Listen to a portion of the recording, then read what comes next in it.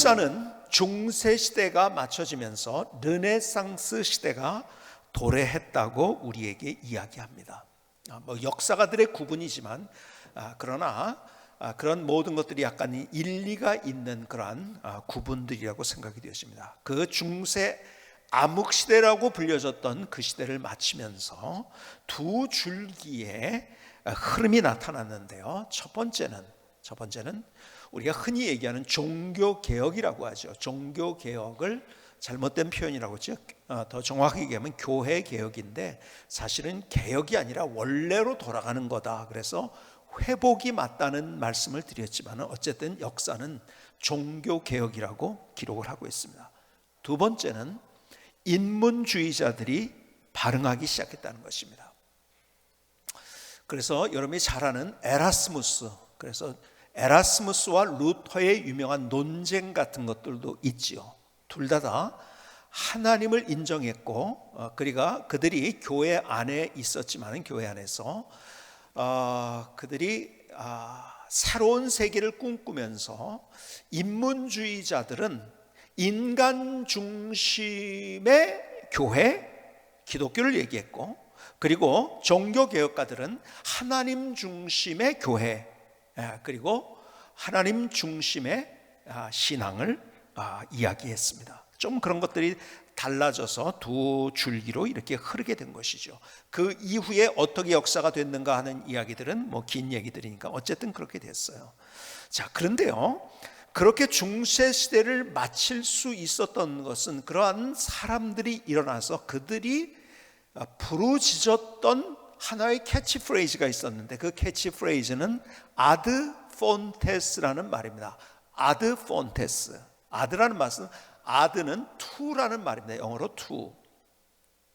그 다음에 폰테스는 샘이라는 말이에요. 물이 흐르는 근원을 얘기합니다. 그래서 이것을 어떤 말로 우리가 번역하면 근원으로 돌아가자, 기본으로 돌아가자, 이런 거예요. 그러니까 다시 우리가 중간에서 뭘 바꾸는 것이 아니라 아예 기본으로 처음으로 돌아가야 된다는 운동이라는 거예요. 그것이 아드 폰테스라는 거예요. 그들이 즐겨 사용했던 캐치프레이즈였죠. 예를 들어서 이런 거예요.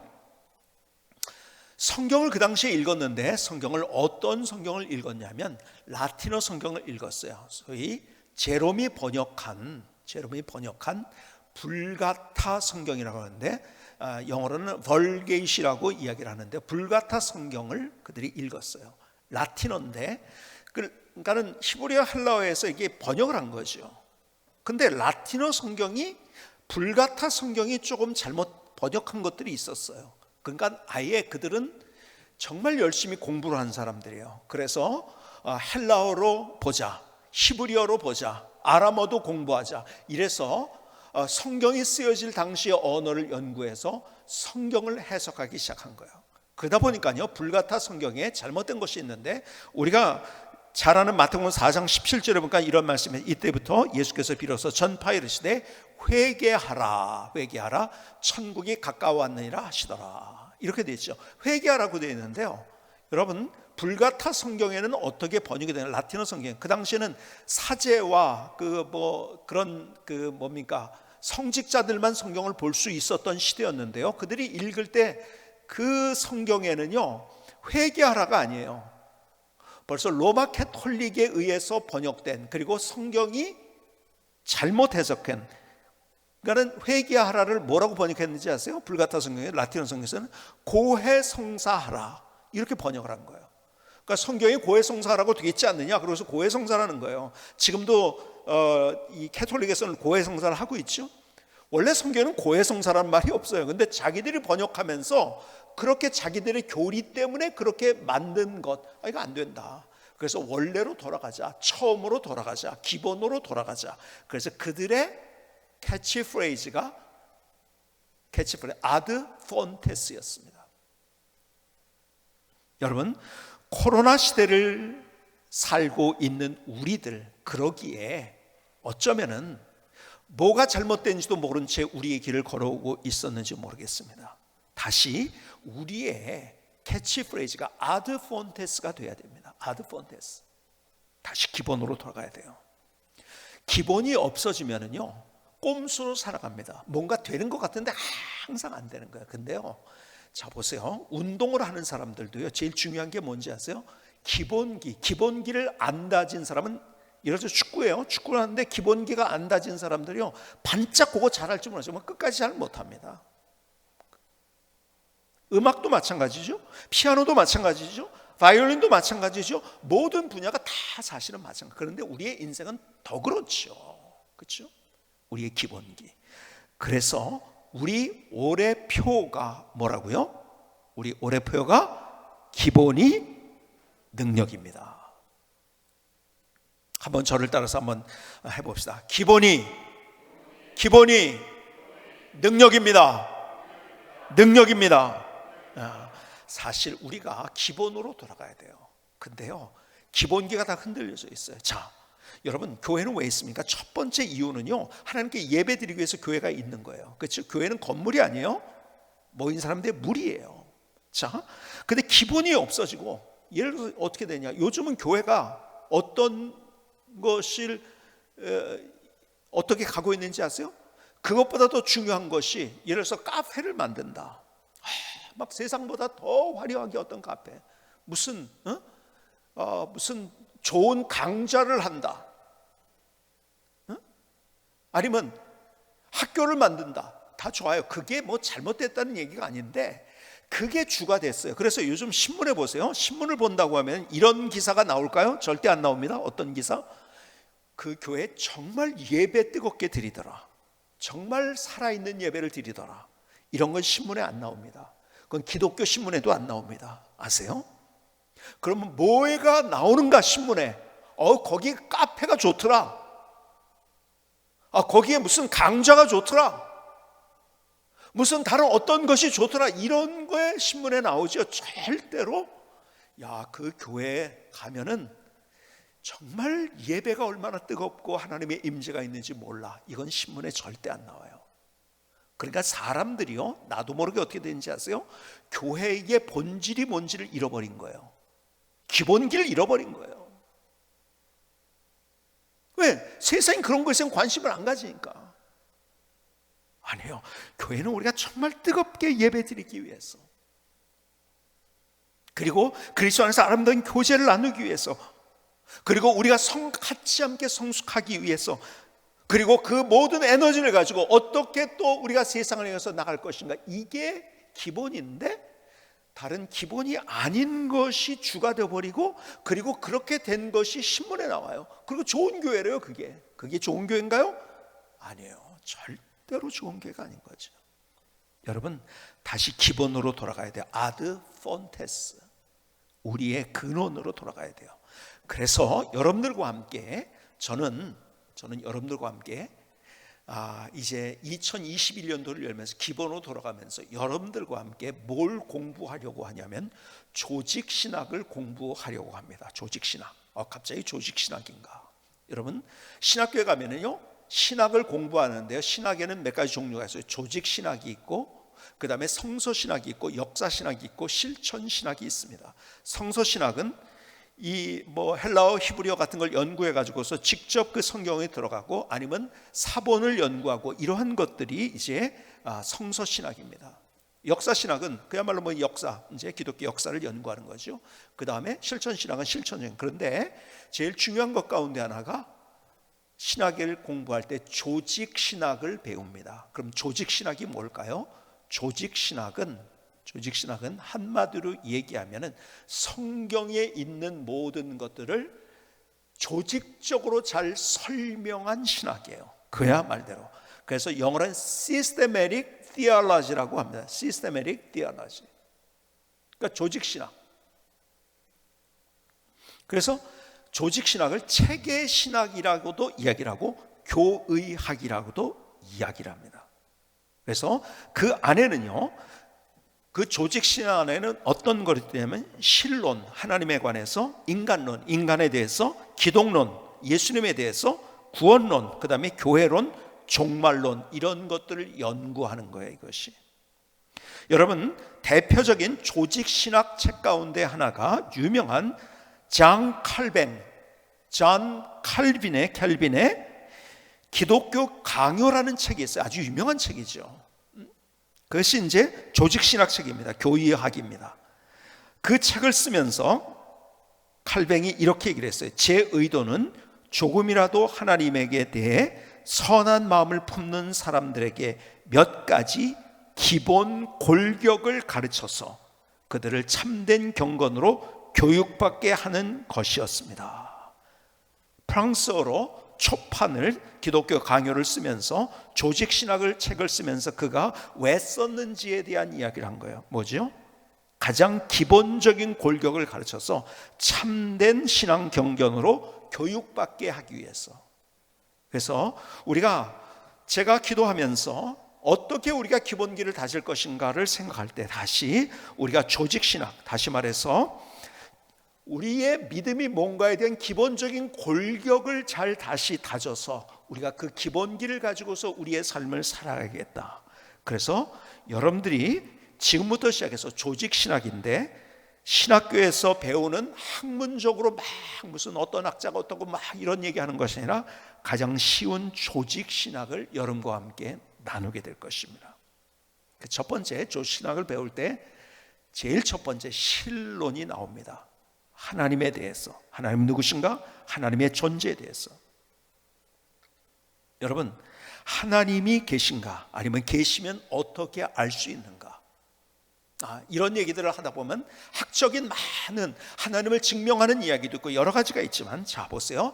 우리가 단순하게 오래전에 여러분에게 말씀드린 것처럼 우리가 세계관이요, 결국은 두 가지예요. 어떤 세계관인가 하면 하나님이 있느냐 없느냐에 대한 세계관으로 사람들은 살아갑니다. 그래서 하나님이 있다는 것은 유실론, 하나님이 없다는 것은 무실론. 그렇죠?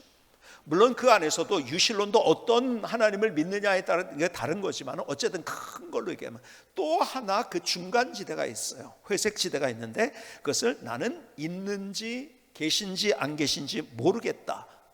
나는 모르겠어. 계신 것도 같고 안 계신 것 같다. 이것을 불가지론이라고 이야기를 합니다. 제가 이렇게 설명을 드린 적이 있죠. 자, 제 주머니 안에 주머니에 A4 용지가 있을까요? 없을까요? 잘 모르죠. 그래서 내가 있다고 얘기를 합니다. 있어요. 근데 여러분들은 안 보여요. 그렇죠? 안 보이니까는 헤이 웃기고 있네. 안 보이니까 없다. 이게 무실론입니다. 두 번째는 있는지 없는지 모르겠어. 나는 그게 불가지론이에요. 근데 내가 있다고 하니까 그것을 있다고 믿어주는 게 유실론인 거예요. 있어요. 안 보여도 있는 건 있는 거예요. 내가 안 보인다고, 내게 안 보인다고 있는 것이 없는 것이 있고 그럴까? 아니요. 있는 건 있는 거예요. 내가 안 보여도 있는 건 있는 거예요. 그렇죠? 그래서 하나님이 있다는 것을 하나님은 우리에게 어떻게 알려주시는가? 신학적으로 얘기하면 계시를 통해서 알려주십니다. 계시. 그러니까 하나님이 누구신가를 알려주시는 거예요. 하나님의 존재를 가르쳐주는 그것을 계시라고 이야기합니다. 신학적인 용어로. 그런데 그 계시에는 두 가지가 있어요. 일반 계시와 특별 계시가 있어요. 일반 계시는 뭐냐? 우리가 자연을 보면은 자연이 하나님의 계시구나 하는 것을 우리가 알 수 있다는 거예요. 그리고 내 내면을 통해서도 내가 알 수 있다는 거예요. 특별 계시는 뭐냐? 기록된 하나님의 말씀을 통해서 우리에게 하나님이 누구신가를 가르쳐 주신 거예요. 그러니까 계시에는 일반 계시와 특별 계시가 있어요. 그래서 로마서 1장 20절에 이렇게 말씀합니다. 창세로부터 그의 보이지 아니하는 것들 곧 그의 영원하신 능력과 신성이 그가 만드신 만물에 분명히 보여 알려졌나니 그러므로 그들이 핑계하지 못할지니라.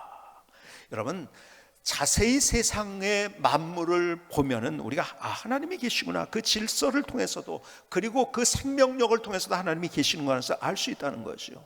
더 나아가서 1장 19절에서는 이렇게 말씀합니다. 이는 하나님을 알만한 것이 그들 속에 보임이라. 하나님께서 이를 그들에게 보이셨느니라. 그래서 여러분 신론에 들어가면 목적론적 증명, 하나님이 계시다는 것에 대해서, 아니면 도덕론적 증명, 이런 여러 가지 이제 학설들이 있어요. 그런데 단순하게 그것을 보면은요, 내 안에 가만히 보면은 내가 하나님을 향한 내 마음, 짐승들은 그런 마음이 없어요. 종교성이 없어요. 그런데 내 안에는 그게 있단 말이에요.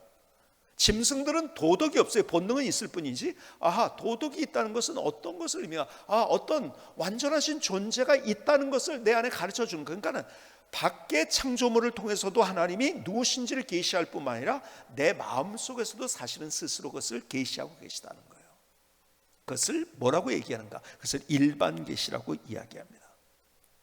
그런데 사람들은요, 내 마음대로 사는 것이 좋아. 그래서 하나님을 자꾸 떠나고 싶어하는 마음, 그게 자유. 아이들이 가출하면은 편할 것 같아서 아이들 90% 이상이 가출을 다 꿈꾼다고 하잖아요. 더 편할 것 같다고. 간섭 안 받고. 그런 마음으로 하나님을 자꾸 떠나려는 욕구가 있는 거예요. 그리고 다른 것을 자꾸 찾습니다. 여러분, 그러니까요, 우리가 포괄적 차별금지법을 반대하는 이유가요, 다른 사람들 동성애를 미워해서 그렇다고 생각했지, 그게 절대로 아닙니다. 동성애자들 미워해서 그런 게 아니에요. 그렇게 될 때 네가 느끼는 게 맞아 그러기 시작하면은요, 질서는 없어지는 거예요. 프랑스에서 신문에 보니까요, 무슨 36시간 광란의 파티를 했대요. 사람들이 모여가지고서 막 술 먹고 춤추고 마스크 안 쓰고. 여러분, 유럽에서 왜 이런 일이 일어나는지 아세요? 내가 한다는데 네가 뭐야? 나는 이렇게 하고 싶어. 내가 하는 거 말리지 마. 그래, 안 말릴게. 네가 하고 싶은 대로 해. 그것이 포괄적 차별금지법. 네가 하고 싶은 대로 하라는 것을 법적으로 아주 인정해 주는 게 포괄적 차별. 그러니까 그들의 마음속에 아무리 마스크를 써, 아니면 뭘 어떻게 해 이런다 할지라도 그들은 내 마음대로 하는데, 왜요? 벌써 그런 법이 통과가 되니까요, 내 느낌이 맞아. 내가 이러다가 죽으면 되지 뭐. 여러분, 포괄적 차별금지법이 단순히 동성애자가 어쩌고 저쩌고 이걸 떠나가지고요, 여러분, 가정의 질서도 없어요. 다 없어져 버리는 거예요. 하나님을 무시하면은요, 이런 현상이 일어나게 되는 거예요. 그래서 로마서 1장 23절에는 이렇게 얘기합니다. 썩어지지 아니하는 하나님의 영광을 썩어질 사람과 새와 짐승과 기어다니는 동물 모양의 우상으로 바꾸었느니라. 여러분, 뭐예요? 하나님은 영원하신 분이에요. 근데 우리의 관심은 어디겠나요? 썩어질 것, 없어질 것, 변하는 것에 우리의 관심이 있고, 동물적으로 우리가 바뀌어지고 있다는 거예요. 지금 여기서 얘기하는 것이 그냥 본능을 따라 사는 거예요. 그냥, 그렇죠? 포괄적 차별금지법은 그냥 본능대로 살라는 거예요. 그냥. 여기서 근데요, 그 우상이라고 했죠. 다시 한번 볼까요?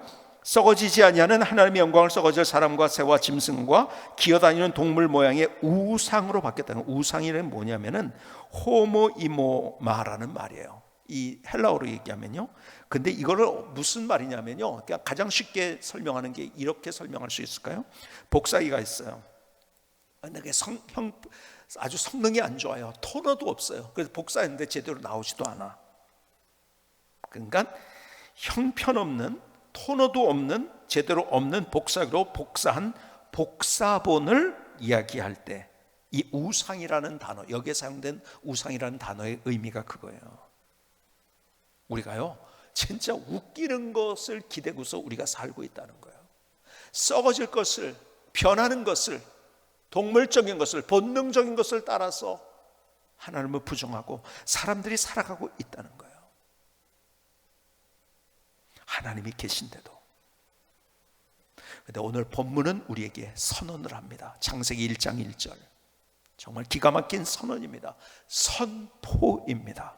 태초에 하나님이 천지를 창조하시니라. 태초에 하나님이 천지를 창조하시니라. 이것처럼 기가 막힌 선언이 있을까요? 이미 여러분들과 함께 진화론이 어떤 것인가에 관한 얘기를 했지만 큰 그림으로 봅시다. 우리가 진화론이요, 과학적이라고요? 가장 비과학적인 전제로 시작한 거예요. 과학에 포장된 거예요. 왜요? 가장 중요한 것이요, 질서는 더 좋아지는 게 아니에요. 그래서 연력합 제2 법칙이 뭐라고요? 고리깨의 엔트로피는 항상 증가한다는 거예요. 뭐예요? 엔트로피가 뭐라고요? 무질서도가 증가한다는 거예요. 놔두면요 썩는 거예요. 놔두면 무너지는 거예요. 청소 안 하면 더러워지는 거예요. 자동적으로 좋아가지고 청소가 되고 더 좋아지고 더 좋아지고 이런 건 없다는 거예요. 그게 과학이에요. 근데 그 가장 중요한 베이스가 흔들려 있어요. 아니, 저절로 계속 좋아진대요. 저절로 좋아진다는 말이 비과학적인데 사람들은 거기에 빠져. 왜요? 하나님을 없다고 하고 싶은가? 내 마음대로 살고 본능대로, 짐승의 모양대로, 본능대로라는 말이에요. 그것이 본능대로 살고 싶으니까요. 그러니까 그렇게 사는 인생이 얼마나 허무한 인생이겠습니까? 그렇죠? 여러분, 그러나 태초에 하나님이 천지를 창조하셨던 이 말씀이 우리의 가슴 속에 살아있을 때요, 우린 다른 인생, 그 하나님을 우리는 모시고 그 하나님과 함께, 그 하나님의 능력과 함께 우리의 삶을 산다는 것이 얼마나 기가 막힌 일인데,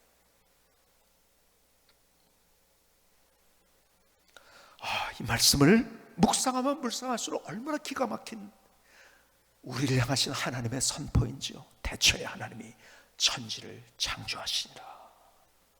그런데요, 사람들은요 하나님을 찾고 하나님을 구하기보다 다른 것들을 찾고, 아까 얘기했는데 그 우상을 찾고 있는 거예요. 예를 들었어요, 영웅들을 찾아요. 시스템이 좋아지면 행복해진다고 파라다이스 될 것처럼 얘기를 해요. 여러분, 헌법이 바뀌어지면 우리나라가 좋아질까요? 아니요. 어느 나라는요 내각 책임제를 해요. 그렇죠? 헌법에서 내각 책임제를 하는 데는 대통령제를 했으면 좋겠다고 또 그래요. 거기서는 또 우리는 대통령제를 하니까 내각 책임제로 갔으면 좋겠다. 그러면 어느 시스템, 그런 파라다이스가 될까요? 절대로 아닙니다. 시스템이 우리를 절대로 행복하게 해주지 않고 시스템이 어떤 것들을 만들어주는 게 아닙니다. 사람들은요 더 나가서 정말 중요한 것이요, 자꾸 영웅을 기다려요. 여러분, 대통령 잘 뽑으면 될 거라고 생각하는데요, 절대로 큰 오산입니다. 중국이라는 나라 생각해 볼까요?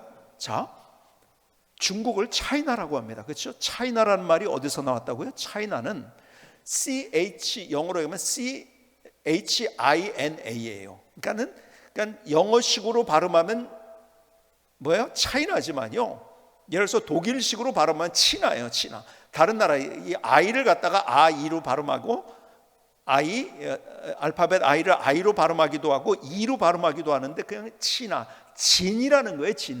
진나라 때 최초로 통일 왕국이 세워졌기 때문에 그래서 중국을 얘기할 때 치나라고 이야기하면 진이라고 얘기해요. 그걸 차이나라고 우리가 발음하는 거예요. 대단한 영웅이었죠. 한 나라를 그렇게 세웠으니까요. 그런데요, 진시황 때 있었던 유명한 일들, 그것을 한마디로 분서갱유라고 합니다. 분서가 뭐예요? 분은 불태운다는 거죠. 서적을.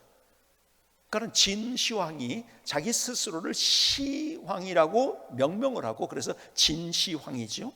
시황이라고. 그래서 요즘 중국의 시진핑을 시황제 뭐 이렇게 자꾸 표현을 하죠. 황제처럼 됐다 이래가지고 다 태워버리고. 갱유는 뭐예요? 갱은 구덩이라는 거예요. 구덩이 속에 파묻어가지고 죽였다는 거예요. 누가? 유학자들을, 학자들을 그렇게 파묻었어요. 죽였어요. 자기 마음에 안 드는 사람. 여러분, 그 시대에 살았다고 하면요, 저도 죽었을 것 같아요. 그 사람이 만든 것 가운데 가장 유명한 거 있죠. 뭐 병마총 이런 것도 있지만은 요즘 발견된 거, 근데 제일 유명한 게 뭐죠? 만리장성. 그렇죠? 만리장성을 쌓는데요 30만의 인력이 들었어요. 30만. 그런데 보세요, 그 당시 인구로 볼 때는요 거기에 대부분 끌려간 거예요. 그거 하려고. 가족들과 헤어지고.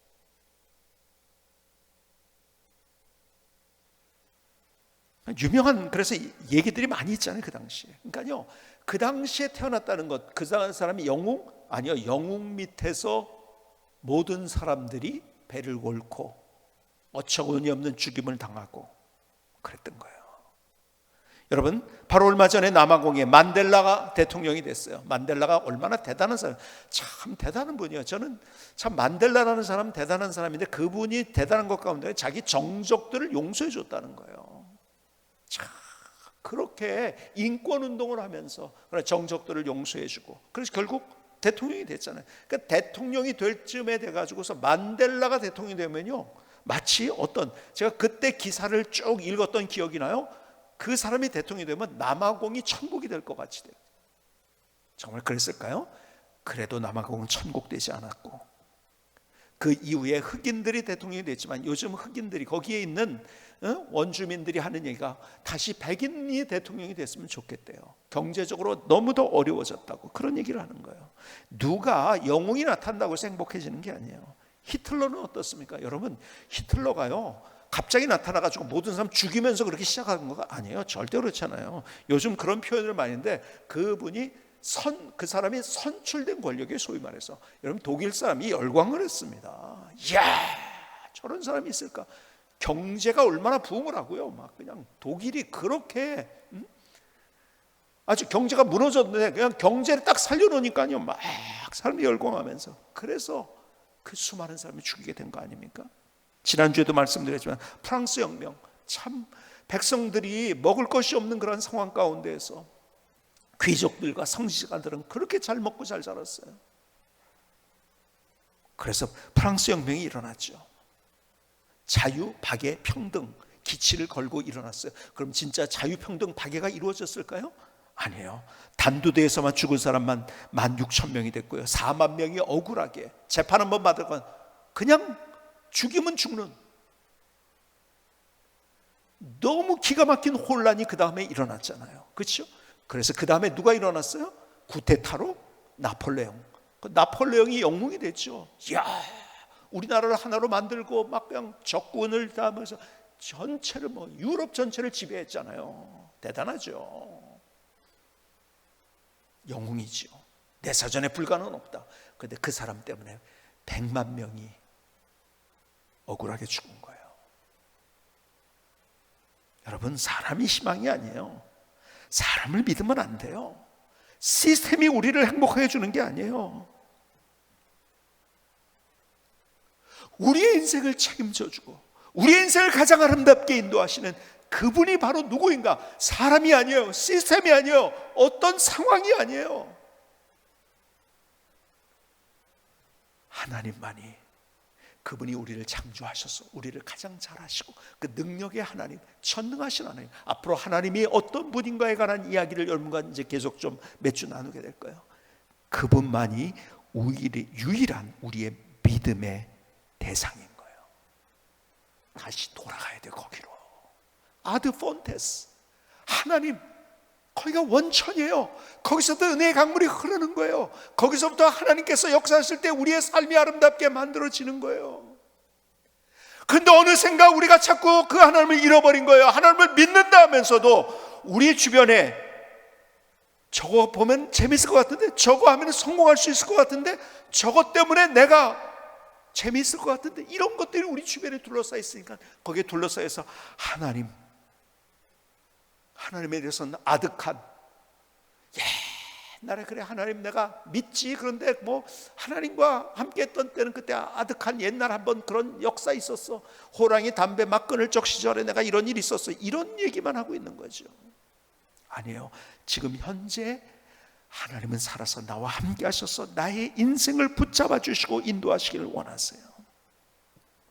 그래서 제가 제일 좋아하는, 애송하는 그러한 귀절 가운데 하나가 시편 40편 1절이에요. 하나님이여, 시편 41편 2편 1절에 하나님이여, 사슴이 시냇물을 찾기에 갈급한 같이 내 영혼이 주를 찾기에 갈급하나이다. 갈급이라는 말이 뭐예요? 목말라 했는데 정말 목말라서 막 그냥 그 허겁지겁 먹고 싶어하는, 물을 먹고 싶어하는 그 마음으로 하나님을 향한다는 거예요. 여러분, 목말라 본 적 있습니까? 저는 여러 번 목이 말라가지고 힘들었던 그런 경험들을 가지고 있었어요. 사막에도 가봤고요, 뭐요. 그런데요, 군에 있을 때 훈련을 받으면서 초여름이었어요. 얼마나 땀이 나는지요. 목이 너무 마른 거예요. 근데 물이 없었던 거예요. 그래서 그 땀 나는데 너무 모든 사람이 목이 말라가지고, 그래서 이제 마침내 그 물을 가져온 게 없어가지고서 멀리 어디로 갔냐면 그 목욕탕으로 간 거예요. 군에 안에 있는 목욕탕에 가서 그 수돗물을 받아 먹으라고. 자, 먹고 오라 그러니까 막 난리. 야, 그렇게 목마른데 그렇게 빨리 달릴 수가 없어요. 사람들이 너무너무 빨리, 그냥 정말 빨리 달리더라고요. 가보니까요, 근데 문제가 뭐냐, 목욕탕의 수도가 고장났는지 물이 안 나오는 거예요.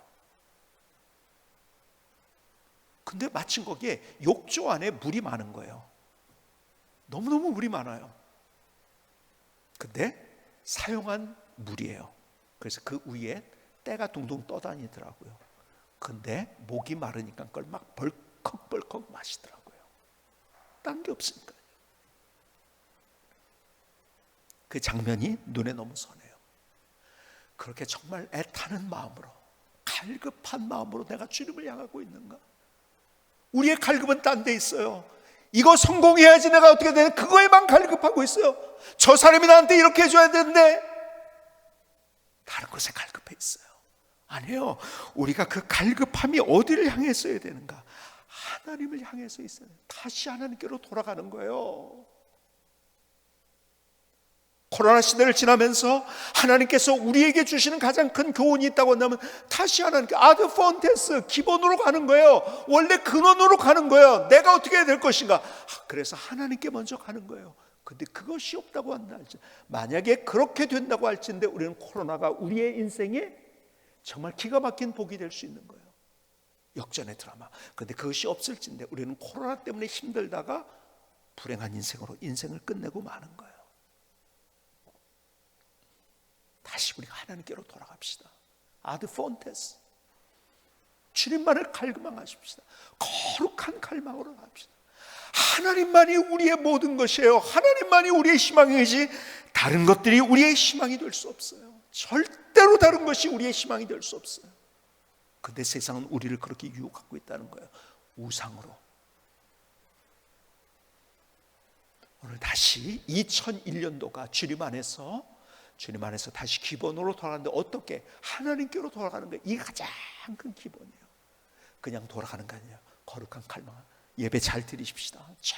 정말 뜨거운, 내가 삶 속에서 주님과 함께 다시 출발하십시다. 주님의 역사를 경험할 거예요. 아드 폰테스. 김승기 성사님의 찬양을 들으시겠습니다.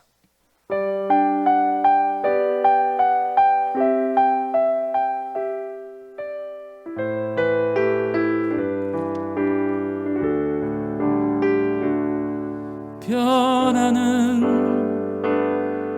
것을 믿고 살아가는 이 시대, 영원하지 않는 것을 소망하며 살아가고 있는 시대. 그러나 우리들은 하나님만 바라봅니다. 하나님만을 믿습니다. 기본으로 돌아갑니다. 아드 폰테스 근원으로 처음으로 기본으로 사슴이 시냇물을 찾기에 갈급함 같이 내 영혼이 주님을 소망합니다. 변하는 것을 믿고 살아가는 이 시대, 영원하지 않은 것을 소망하며 살고 있는 시대. 그러나 우리들은 하나님만 바라봅니다. 하나님만을 믿습니다. 기본으로 돌아갑니다.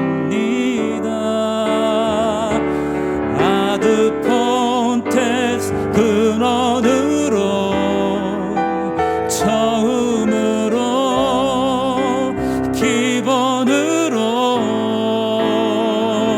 사슴이 시냇물을 찾기에 갈급함 같이 내 영혼이 주님만을 소망합니다. 주님만을 소망합니다.